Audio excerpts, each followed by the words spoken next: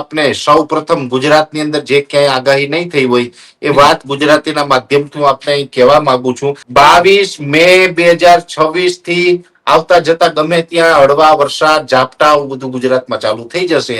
એટલે ચોમાસું છે 12 થી 15 જૂન આસપાસ ગુજરાતની અંદર એની શરૂઆત પણ થઈ જશે અને ચોમાસું એકંદરે નોર્મલ સારું રહેશે. ચોમાસું નબળું બિલકુલ નથી રહેવાનું. 43 થી લઈને 45 ડિગ્રીની રેન્જમાં એવરેજ ગુજરાતની અંદર ઉનાળામાં જે તાપમાન જોવા મળતું હોય છે એ તાપમાન જોવા મળશે. જે આપણે હીટવેવનો એકાદ બે રાઉન્ડ કદાચ વધારે પણ આવી શકે. 22 તારીખે રાત્રે અથવા તો 23 તારીખથી ગુજરાતના હવામાનમાં પલટો આવશે અને હળવા સામાન્ય છાંટછૂટ થઈએ ઝાપટા પડીએ આવી કન્ડિશન પણ આપણે 22 થી 28 દરમિયાન જોવા મળે. બજારોમાં કરફ્યુ લાગી એવો માહોલ પણ ચોક્કસથી જોવા મળશે. પણ હીટવેવ હશે ને એમાં 2 થી 3 રાઉન્ડમાં તો માવઠું પણ સાથે સાથે આવી જશે ઉનાળા દરમિયાન. માનસિક તૈયારી રાખીને આપણે વાવેતર કરવાનું જેથી કરીને આપણે નુકસાન ઓછું થાય. આમ તો કોઈ પણ ઋતુની શરૂઆત થવા જતી હોય ત્યારે ખેડૂતો છે તે પોતાની ખેતી કરતા હોય છે ને એના માટે જ આપણે કહેતા હોઈએ છીએ કે વેરિયા બીજ મેં અહીં છૂટા હાથે હવે વાદળ જાણે ને વસુંધરા જાણે. પરંતુ ગુજરાતના ખેડૂતો કહેશે કે પરેશભાઈ ગોસ્વામી પણ જાણે છે, કારણ કે ખેડૂતો છે તે વાતાવરણ કેવું રહેશે તેને લઈને પરેશભાઈને હંમેશા સાંભળતા હોય છે, જોતા હોય છે ને તે મુજબ છે પોતાનું ખેતીનું આયોજન કરતા હોય છે. અત્યારે આપણે જે જગ્યાએ ઉભા છીએ તે શિયાળા અને ઉનાળાની વચ્ચેની ઋતુ છે. અત્યારે મિશ્ર ઋતુ જોવા મળી રહી છે. રાત્રિ અને સવાર દરમિયાન જોઈએ તો ઠંડુ વાતાવરણ હોય છે, તો દિવસ દરમિયાન છે તાપમાન ઊંચું જોવા મળી રહ્યું છે. ત્યારે હવે જોઈએ તો હવે દરેક લોકોના મનમાં એ પ્રશ્ન છે કે હવે ઉનાળાની શું શરૂઆત થઈ ગઈ છે કે ક્યારે થશે, સાથે જ હવે ઠંડી પડશે કે કેમ, અને એ સાથે જ પ્રશ્ન છે કે કોઈ માવઠાની શક્યતા છે કે કેમ, અને સાથે જ ઉનાળો કેવો રહેશે. આવા અનેક પ્રશ્નો છે. ખેડૂતોએ ઉનાળુ પાકોનું વાવેતર ક્યારે કરવું તે તમામ પ્રશ્નો છે. ત્યારે તેને લઈને આપણી સાથે હવામાન નિષ્ણાંત પરેશભાઈ ગોસ્વામી જોડાઈ ચુક્યા છે. તો આવો તેમની સાથે જ સીધી વાત કરીએ, વાત ગુજરાતી પર. પરેશભાઈ, વાત ગુજરાતીમાં આપનું ખૂબ ખૂબ સ્વાગત કરું છું. જી નમસ્કાર કૃપાલસિંહ બાપુ. પરેશભાઈ, શું કહેશો કે આમ તો જોઈએ તો હવે શિયાળાની ઋતુ કદાચ પૂરી થવા આવી રહી છે ને હવે તાપમાન પણ છે તે ઊંચું જોવા મળી રહ્યું છે. શિયાળામાં ક્યાંક ને ક્યાંક ઠંડી છે તે આ વર્ષે અનિશ્ચિત જોવા મળી છે, અને હવે ઉનાળામાં તડકો કેવો રહેશે, ઉનાળાની શરૂઆત ક્યારે થશે અને આગામી સમયમાં વાતાવરણ કેવું રહેશે તેના વિશે જાણવું છે. ચોક્કસ આમ જોવા જઈએ તો કૃપાલસિંહભાઈ 15 ફેબ્રુઆરી થી લઈ અને 15 જૂન સુધીનો જે સમય હોય છે એને ઉનાળો કહેવામાં આવે છે. આપણો જે દરેક ઋતુ છે શિયાળો, ઉનાળો અને ચોમાસું, જે દરેક ઋતુ છે એ 4 મહિનાની ઋતુ હોય છે. જેમાં 15 ફેબ્રુઆરી થી લઈ અને 15 જૂન સુધીનો સમયગાળો હોય એને આપણે ઉનાળો તરીકે આપણે ઓળખીએ છીએ. એ સિઝનમાં આપણે તાપમાન જનરલી ઊંચું જતું હોય છે. રાબેતા મુજબ દર વર્ષે જોવા જઈએ તો ફેબ્રુઆરીની 10 તારીખ પછીથી 10-12 ફેબ્રુઆરી પછીથી ધીમે ધીમે આપણે તાપમાન ઊંચું જતું હોય છે. 35 ડિગ્રી પ્લસ પણ તાપમાન જોવા મળતું હોય છે. અને આપણે કહે ને કે આકરા ઉનાળાની જે અનુભૂતિ છે ને એ ફેબ્રુઆરી મહિના દરમિયાન જ થતી હોય છે.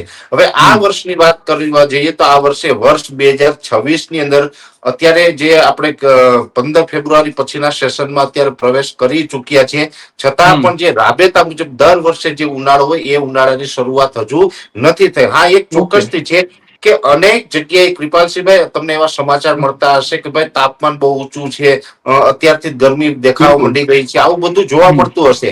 છતાં પણ હું આપને જણાવી દઉં કે અત્યારે એવરેજ તાપમાન છે 30 થી લઈ અને 33 ડિગ્રીની રેન્જમાં ચાલે છે. 35 ડિગ્રી પ્લસ તાપમાન જે થવું જોઈએ એ તાપમાન આ વર્ષે ફેબ્રુઆરી મહિના દરમિયાન નહીં જોવા મળે. એટલે કે ફેબ્રુઆરી મહિનાની 28 તારીખ સુધીમાં એક પણ વખત તાપમાન છે એ 35 ડિગ્રીને પાર કરે તેવી શક્યતાઓ ઓછી છે. કદાચ કરશે તો પણ 2-5 સેન્ટરમાં, હવે આવડું મોટું ગુજરાત છે એમાં 2-5 સેન્ટરમાં કદાચ 35 પ્લસ થાય તો એ નોર્મલ બાબત કહેવાય. પણ મોટા ભાગના સેન્ટરોની અંદર આપણે 35 થી અંદર જ તાપમાન રહેવાનું છે. એટલે તાપમાન ફેબ્રુઆરી મહિના દરમિયાન નોર્મલ રહેવાનું છે.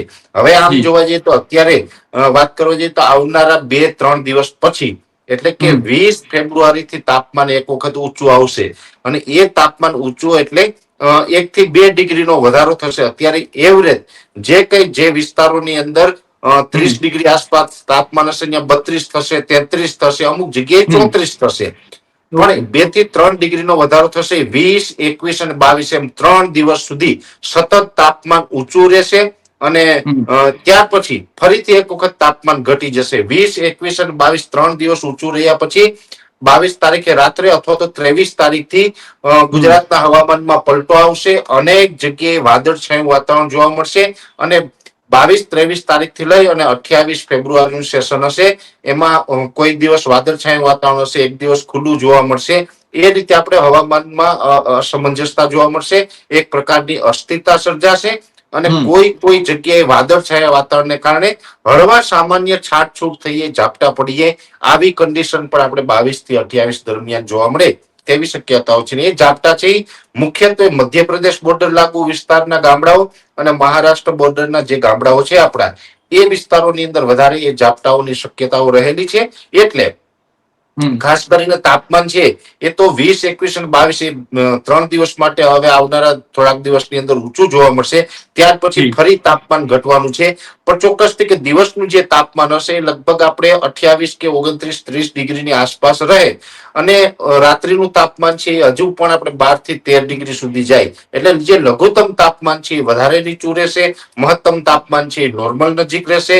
આ બંને વચ્ચેનો જે અંતર છે એને કારણે આપણે મિક્સ ઋતુ જોવા મળશે. મિક્સ ઋતુ એટલે કે રાત્રે ક્યાંય ને ક્યાંય આપણે શિયાળા જેવો અહેસાસ થશે અને દિવસના ટાઈમે આપણે ઉનાળા જેવો અહેસાસ થાય. એમ બંને ઋતુનો અહેસાસ એક સાથે થશે. એમ સંપૂર્ણ આપણે ફેબ્રુઆરી મહિના દરમિયાન આપણે આ પ્રકારની કન્ડિશન છે એ ચાલુ રહેશે અને માર્ચ મહિનાથી પછી ધીમે ધીમે આપણે આકરા ઉનાળાની શરૂઆત થાય. એમાં માર્ચ, એપ્રિલ, મે અને 15 જૂન, એ 15 જૂન સુધીનું જે 3.5 મહિનાનું જે સેશન હશે એમાં આપણે આકરા ઉનાળાનો પણ અહેસાસ થઈ શકે છે. જી પરેશભાઈ, આમ જોઈએ તો કોઈ ગામડામાં જઈએ ને કોઈ ખેડૂતો હોય કે વડીલો હોય તેમને પૂછીએ તો તેઓ કહેતા હોય છે કે અમે ખૂબ તડકાઓ જોયા છે. એ જીવનની દ્રષ્ટિએ પણ કહેતા હોય છે. પરંતુ પરેશભાઈ પણ ખૂબ તડકાઓ જોયા છે. જીવનની દ્રષ્ટિએ કહીએ કે પછી વાતાવરણમાં જોઈએ તો આપ દાયકાઓથી જે જોઈ રહ્યા છો, તો આ વર્ષે કેવા તડકાઓ પડશે? આ વર્ષે ઉનાળો કેવો રહેશે પરેશભાઈ? આમ જોવા જઈએ તો આ વર્ષે ઉનાળો તો રાબેતા મુજબ રહેવાનો છે. પણ હા, એક ચોક્કસથી છે કે હવે અત્યારે કૃપાલસિંહભાઈ, તમે ને હું અને અન્ય, તમે ને હું મતલબ કે અન્ય ગુજરાતી બધા આવી જાય એમાં. બધા જ હવે આપણે છે થોડાક સોફ્ટ થતા જઈએ છીએ. થોડુંક એસી માં રહેવાની આદત છે, તડકે ઓછા નીકળીએ છીએ. એટલે આપણું જે શરીર છે ને એને હવે થોડું ગરમી સહન કરવાની શક્તિ પણ ઘટી છે.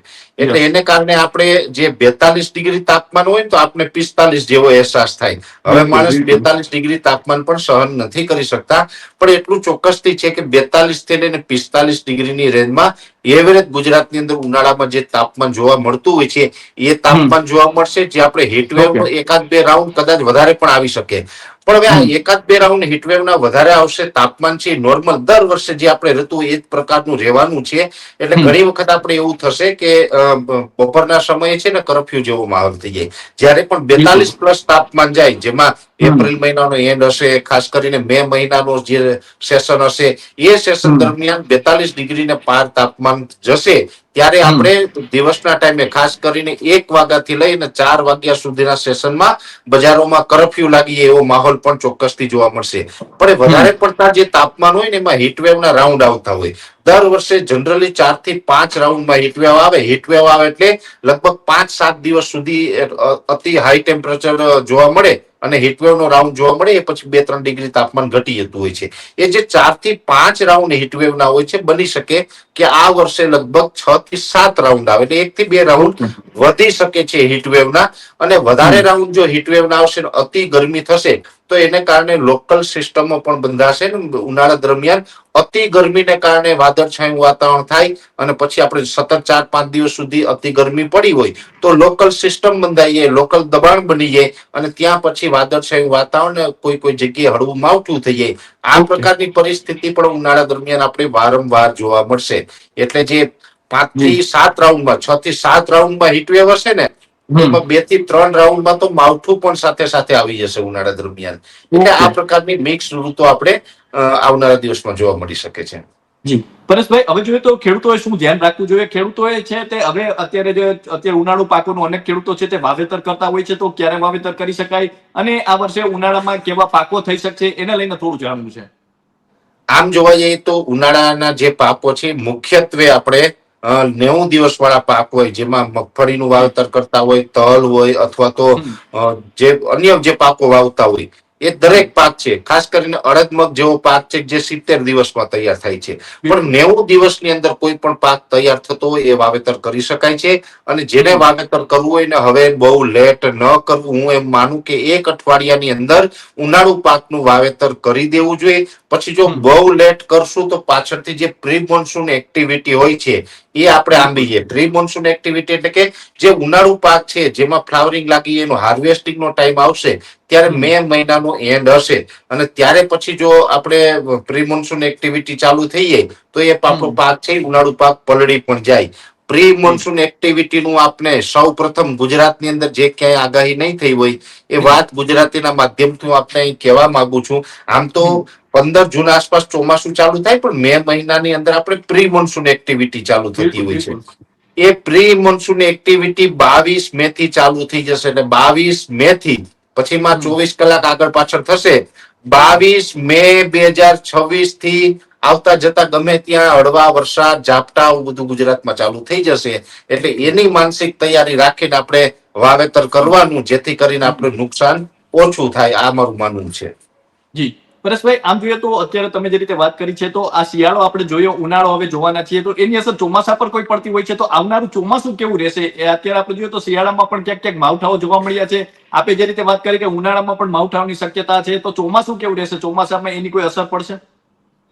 આમ તો શિયાળા દરમિયાન ઉનાળા દરમિયાન અમુક માવઠાઓ છે થવા પણ જોઈએ. જો કન્ટિન્યુ કોલ્ડ વેવ નો રાઉન્ડ ચાલુ રહે અથવા તો કન્ટિન્યુ હીટ વેવ નો રાઉન્ડ ચાલુ રહે અને કોઈ પ્રકારે વાદળમાં જે એનું કોઈ વાતાવરણની અસર જોવા ન મળે, સામાન્ય છાટાછૂટી કે માવઠા ન થાય તો પણ એ ચોમાસા માટે નબળા સંકેત કહેવાય. એટલે આમ તો જે પ્રક્રિયા ચાલે છે એ નોર્મલ ચાલે છે જે માવઠા થયા છે. હા, એક વાત અલગ છે કે દિવાળી પછીનું જે માવઠું હતું જે 24 ઓક્ટોબર થી 2 નવેમ્બર સુધી ચાલ્યું હતું એ થોડુંક ઇતિહાસનું સ્ટ્રોંગ માવઠું હતું. પણ માવઠા, સામાન્ય માવઠા તો દર વર્ષે થતા જ હોય છે અને એ જ નોર્મલ હવામાનની આપણે કન્ડિશન ગણી શકાય છે. એ જ મુજબ આ વર્ષે શિયાળામાં ઉનાળામાં જોવા મળ્યા છે. આમ પણ લાંબા ગાળાના પેરામીટરો પ્રમાણે અલ્નીનો ને લાનીનોની સ્થિતિ જોઈએ તો આમ તો લગભગ અત્યારે મારું એવું વ્યક્તિગત માનવું છે કે ચોમાસું છે 12 થી 15 જૂન આસપાસ ગુજરાતની અંદર એની શરૂઆત પણ થઈ જશે અને ચોમાસું એકંદરે નોર્મલ સારું રહેશે. ચોમાસું નબળું બિલકુલ નથી રહેવાનું. અને ખાસ કરીને જોવા જઈએ તો જે શરૂઆતમાં એકાદ રાઉન્ડમાં વાવણીનો વરસાદ થઈ પછી એકાદ રાઉન્ડમાં વરસાદ કદાચ ખેંચાઈ શકે, બાકી ચોમાસું સારું રહેશે અને એકદમ ફર્સ્ટ ક્લાસ રહેશે. એટલે ચોમાસું ને લઈને કોઈ બહુ ચિંતા કરવા જેવું મને લાગતું નથી. આ જે અમારું લેટેસ્ટ જાન્યુઆરી મહિનાનું જે એક અનુમાન હતું એના અનુમાન પ્રમાણે અમે કહી રહ્યા છીએ. જો કે ફેબ્રુઆરીમાં પણ અમારે દર મહિને હવે છે ને ચોમાસાને લઈને અમારા અપડેટ આવશે. અલગ અલગ અમારું પ્રિડિક્શન જે ચાલુ હોય એટલે માઇનોર થોડા ઘણા ફેરફારો જે અમને જોવા મળતા હોય, કેમ કે અત્યારની કન્ડિશન પ્રમાણે ચોમાસું સારું થવાનું છે. બની શકે કે આવનારા 1 મહિના પછી પાછો અલ્નીનો કે લાનીનોની કન્ડિશનમાં ફેરફાર આવે તો થોડુંક સ્ટેટમેન્ટમાં 2-5% વેરિએશન આવતું હોય. પણ મારા અત્યાર સુધીના અનુભવ પ્રમાણે એટલું કહી શકું 2026 નું ચોમાસું છે તે સારું જ રહેશે, એમાં કોઈ ચિંતાનું કારણ નથી. જી પરેશભાઈ, અંતિમ પ્રશ્ન છે. આમ તો વેધર ટીવીના માધ્યમથી આપ તમામ પ્રકારની જાણકારી છે તે આપતા હોવ છો અને લાખો ખેડૂતો છે તે આપની જાણકારી જોતા હોય છે, જે આગામી અનુમાન હોય છે તે પણ જોતા હોય છે. પરેશભાઈ, વાતાવરણ હવે બદલતા જોઈ રહ્યા છો કે વાતાવરણ છે તે નોર્મલ ચાલી રહ્યું છે? કે કારણ કે આ વર્ષે આપણે જોઈએ તો શિયાળામાં અનિશ્ચિત ઠંડી પડી છે, વરસાદ પણ અનિશ્ચિત ચોમાસામાં પડ્યો, તો વાતાવરણ બદલી રહ્યું છે કે આવું થતું જ હોય છે? આમ જોવા જઈએ તો નોર્મલી રીતે ઘણી વખત 10 વર્ષમાંથી 2-3 વર્ષ તો એવા નીકળે કે એમાં થોડુંક પ્લસ માઇનસ થાય, જેવી રીતે આ વર્ષે થયું છે. એટલે એક નોર્મલ કન્ડિશન છે, છતાં પણ આપણું ક્લાઇમેટ ચેન્જ થઈ રહ્યું છે એ વાતને આપણે નકારી ન શકાય. કેમ કે હવે જે ગ્લોબલ વોર્મિંગ અને વાતાવરણની જે વિપરીત પરિસ્થિતિઓ છે એ આપણે વર્તાઈ રહી છે. આવનારા સમયની અંદર હજુ પણ આપણે આ વાતાવરણમાં ઘણું બધું આપણે ફેરબદલ જોવા મળી શકે છે. જેમાં ખાસ કરીને અત્યારે જે પોલ્યુશન થઈ રહ્યું છે તે આપણા માટે ખૂબ ઘાતક છે. એટલે પોલ્યુશન છે એ પણ હવે ધીમે ધીમે આપણે બધાએ ઘટાડવું પડશે. અને બીજા નંબરમાં વૃક્ષોની ઘટતી જતી સંખ્યા એ પણ ચિંતાજનક છે. એટલે વૃક્ષોની પણ જે સંખ્યા વધે એ દિશામાં પ્રયત્ન કરવા જોઈએ. આમ જોવા જઈએ તો કોરોના વખતે એક ખૂબ સારો મેસેજ બધાને મળ્યો છે. અને હું તો એવું માનું છું, કોરોના વખતે તો થોડુંક વધારે હાર્ડ હતું કે લોકો બીમાર પડે એટલે બહાર જ નહોતા નીકળતા. પણ હું તો એવું માનું કે લગભગ દર વર્ષે એક અઠવાડિયું વિશ્વભરની અંદર લોકડાઉન થવું જોઈએ. એ લોકડાઉન એવું હોય, તમામ ફેક્ટરીઓનું પોલ્યુશન બંધ, વાહનો ચલાવવાનું બંધ, કોઈ સાયકલ લઈને જઈ શકે, પગપાળા જઈ શકે, પણ વાહનો ન ચલાવવા. આવું જો લોકડાઉન દર વર્ષે એક વખત એક અઠવાડિયા માટે કરવામાં આવે ને, તો આપણા પર્યાવરણ માટે ખૂબ સારી બાબત છે. એટલે એ પણ થવું જોઈએ અને વધારે વધારે વૃક્ષો વાવવા જોઈએ. આ બંને રીતે જો આપણે ધ્યાન આપીએ ને, તો ચોક્કસથી આવનારા સમયમાં આપણું જે હવામાન છે એ રાબેતા મુજબ રહેશે. જો ધ્યાન રાખવામાં નહીં આવે તો પછી હવામાન બદલાતું જશે અને ક્લાઇમેટ ચેન્જની વિપરીત અસરોનો સામનો પણ પછી આપણે આવનારા દિવસમાં કરવો પડશે. જી, તો પરેશભાઈ, અમારી સાથે જોડાવા બદલ અને આપનો કિંમતી સમય આપવા બદલ ખૂબ ખૂબ આભાર. તો આ હતા હવામાન નિષ્ણાંત પરેશભાઈ ગોસ્વામી. પરેશભાઈ જે રીતે વાત કરી છે કે આવનારા દિવસોમાં છે ઉનાળામાં કેવું વાતાવરણ રહેશે અને સાથે ચોમાસામાં કેવું વાતાવરણ રહેશે, તે તમામને લઈને વાત કરી. અને સાથે જ ખેડૂતોએ શું કઈ બાબતોનું ધ્યાન રાખવું, ક્યારે પોતાના ઉનાળુ પાકોનું વાવેતર કરવું, તે તમામને લઈને માહિતી આપી. ખૂબ સરળ ભાષામાં ખેડૂતોને સમજાય તે રીતે પરેશભાઈ માહિતી આપતા હોય છે. વેધર ટીવીમાં લાખો ખેડૂતો છે, તેમની સાથે જોડાયેલા છે અને તેઓ કહી શકાય કે દર ઋતુ હોય ત્યારે આપણને આ પ્રકારે માહિતી આપતા રહે છે. તો અત્યારે બસ આટલું જ. ફરી મળતા રહીશું વાત ગુજરાતી પર.